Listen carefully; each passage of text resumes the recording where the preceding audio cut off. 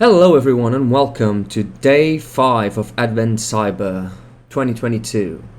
Continuing our adventure from the first episode, today's room is about brute forcing and it's called He Knows When You're Awake.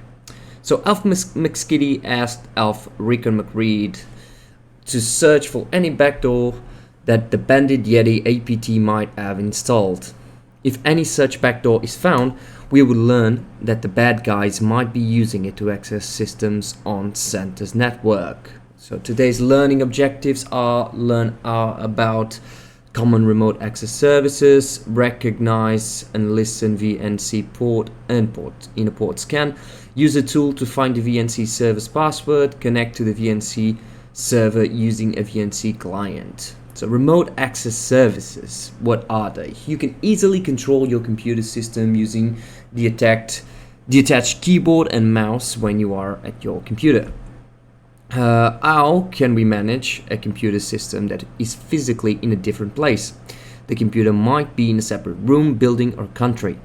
The need for remote administration of computer systems led to the development of various software packages and protocols. We will mention 3 examples: SSH, RDP, and VNC. SSH stands for Secure Shell. It was initially used in Unix-like systems for remote login. It provides the user with a command line interface that can be used to execute commands. RDP stands for Remote Desktop Protocol.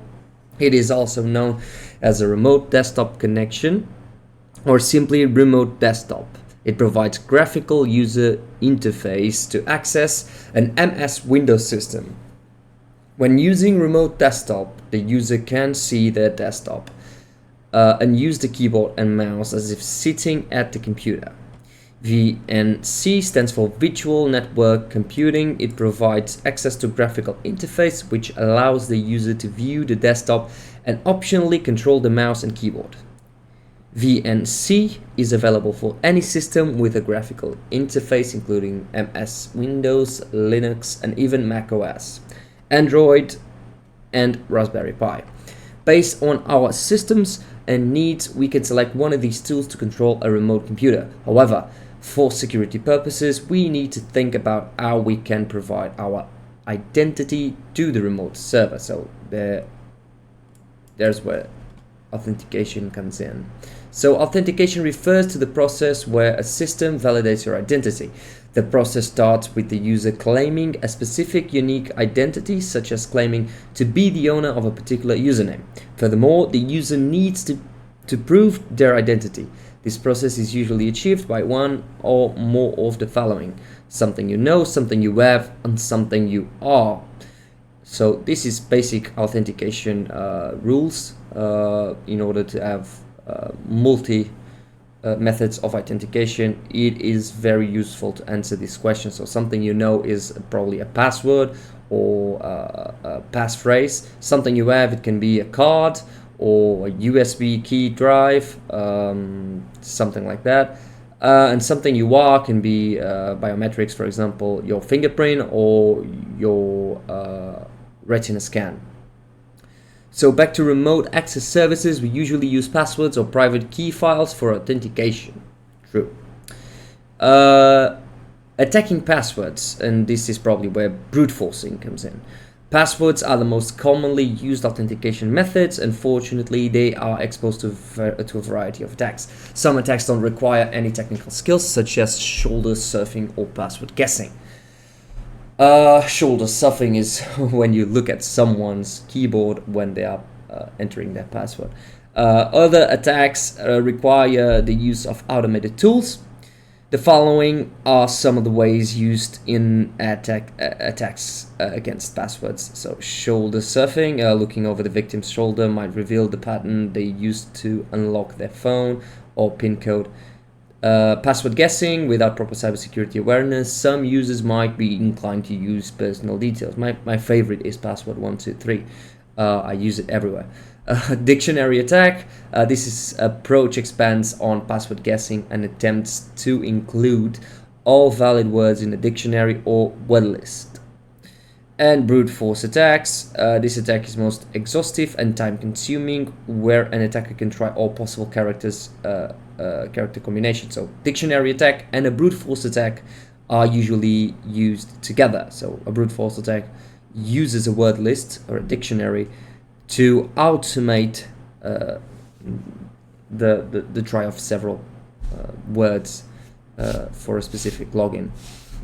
Let's focus on dictionary attacks. Over time, hackers have compiled one list after another of passwords leaked from data breaches. One example is the RockU list of breached passwords, which you can find on the attack box at /users in this directory. The choice of the word list should depend on your knowledge of the target. For instance, a French user might use a French word instead of an English one. Consequently, a French word list might be more promising. RockU's word list contains more than 14 million unique passwords. Even if we want to try the top 5%, that's still more than 500,000. Yeah, we need to find an automated way. Hacking and authentication service. To start the attack box and the attacked virtual machine, click on the start attack box. Alright, we've done that. Please give it a couple of minutes so that you can follow along. Right, so let's follow along. On the attack box, we open a terminal and use Nmap to scan the target machine of IP address. So let's do it. Let's follow along. I'm going to use my own virtual machine.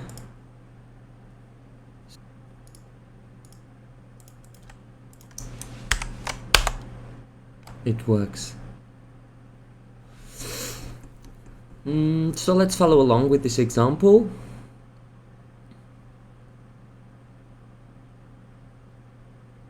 So it is attempting many passwords on the user Alexander, as we can see. It's using all of these options. Connecting to a VNC server. Many clients can be used to connect to a VNC server. If you are connecting from the attack box, we recommend using Remina. To start Remina from the application menu in the upper right, click on the internet group to find Remina. If you get a dialog box to unlock your login key, right click cancel. We need to select the VNC protocol and type the IP address of the target system as shown in the figure below. Use Hydra to find the VNC password of the target with IP address. What is the password? We found the password for Alexander, which is Sakura. So we've seen how this works. Now I need to for the VNC. So let's use this one, but without a username. I am using the same word list.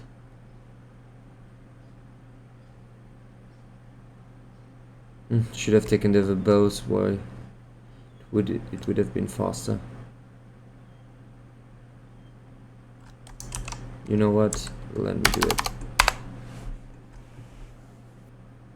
Okay guys, so as you can see, the brute force attack has come into a conclusion, and we have a match for the password, which is 1Q2 W3E4R, and we have introduced it here in the flag, which is correct.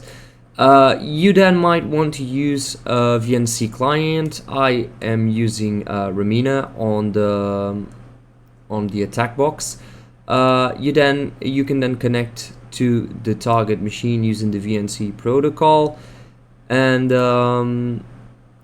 where you will then be asked to introduce this password. After that, you will be able to make a connection into the target and see the final flag, which is the THMC. I see your screen.